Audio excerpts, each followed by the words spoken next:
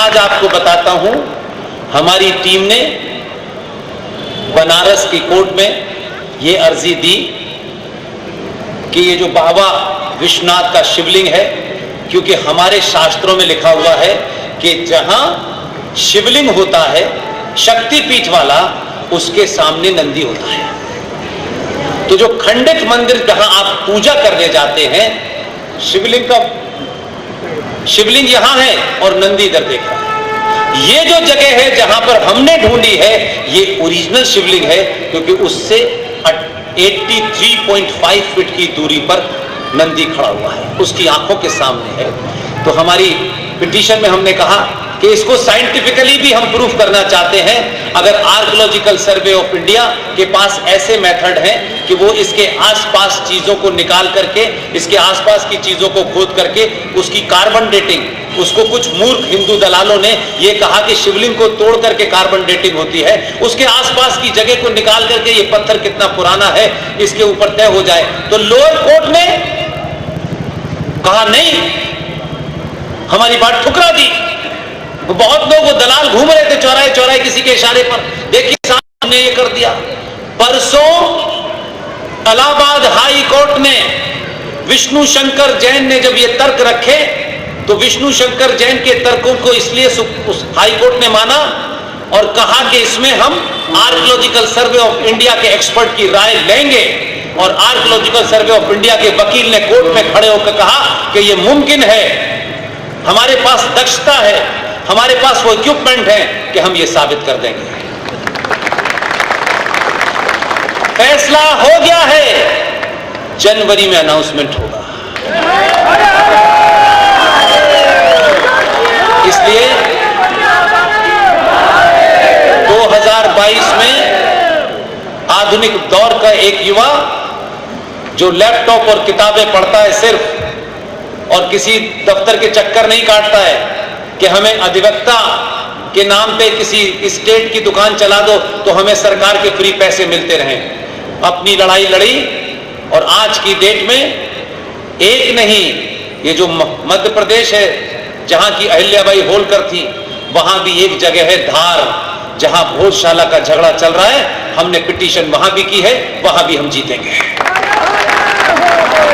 उसी विष्णु शंकर जैन ने places of worship act 1991 के तहत जब बहुत सारे दलाल जो इधर उधर थे, सबने मिलकर के कानून पे साइन कर दिए और नरसिम्हा राव ने एक कानून बना दिया कि आधुनिक भारत के अंदर हजारों हजारों साल के जो वो मंदिर हैं, जो हमारे पुरखों के हैं, जो साइंटिफिक हैं, एक समझौता कर दिया गया कि अयोध्या को छोड़ करके 42,000 मंदिरों पे समझौता हो गया। और उस समय ये कहा गया कि जो मंदिर 15 अगस्त 1947 को जैसा था वैसे ही रहेगा। हमारी पिटीशन सुप्रीम कोर्ट में है, सुप्रीम कोर्ट ने एक्सेप्ट कर ली है। इसलिए कुछ लोगों के पेट में दर्द हो रहा है, इसलिए वो कहते हैं हर मस्जिद में शिवलिंग क्यों ढूंढना है, हमारा बस चले तो तुम्हारे घर में भी ढूंढेंगे। इसलिए मैं कह रहा हूं, किसी से डरने की जरूरत नहीं है। और जब आप किसी से डरते नहीं हैं, क्योंकि आपको किसी से कुछ लेना नहीं होता, तो फिर आपको विष्णु शंकर जैन भी मिल जाते हैं और बाबा विश्वनाथ भी मिल जाते हैं। और उसके बाद में इस देश में एक टर्म इस्तेमाल हुआ है जो आप लोगों ने सुना नहीं, इंफ्रास्ट्रक्चर। ये शब्द आप रोज सुनते हैं, लेकिन मैंने कहा कि जब यहां लगा होता है तो मुझे जो सुनाई देता है, जो आरएसएन को सुनाई देता है, जो सुशील को, जो प्रोफेसर कपिल कुमार को, पवन सिन्हा को, ललित अंबरदार को, अंकुर शर्मा को, वो आपको और मुझे क्यों नहीं सुनाई देता? इसी प्रधानमंत्री ने एक शब्द बोला है, भारत को सांस्कृतिक इंफ्रास्ट्रक्चर पे जोर देने की जरूरत है। इसलिए बनारस में, इसलिए महाकाल में, उज्जैन में, इसलिए केदारनाथ में, ये सब कुछ आपकी शक्ति पीठें हैं। इन शक्ति पीठों का अगर मूल रूप बाहर आ गया, इनकी होने वाली शक्ति इतनी ताकत देगी कि आप जिस दौर में हैं, इस दौर में अपनी भूमिका तय कीजिए, किसी नफे नुकसान को छोड़ दीजिए। दुनिया की बड़ी से बड़ी ताकत भारत को डरा नहीं सकती। आपकी शक्ति के कारण ही पूरी दुनिया इस वक्त घूम रही है और इत्तेफाक से कोई एक आदमी आ गया है, आपने ये साबित कर दिया कि हम इस बार 700 साल के बाद इस चिंता में नहीं है कि आलू महंगा है या प्याज महंगी है। आपने 2014 में थोड़ी कमी की और 2019 में उससे ज्यादा ताकत दी, तो 370 भी हटा, राम मंदिर का फैसला भी आया और अभी सिलसिला होगा। इसलिए आपको जल्दबाजी नहीं करनी है। अगले 50 साल के लिए निजी स्वार्थों की राजनीति, जाति की राजनीति, उसकी राजनीति छोड़ दीजिए।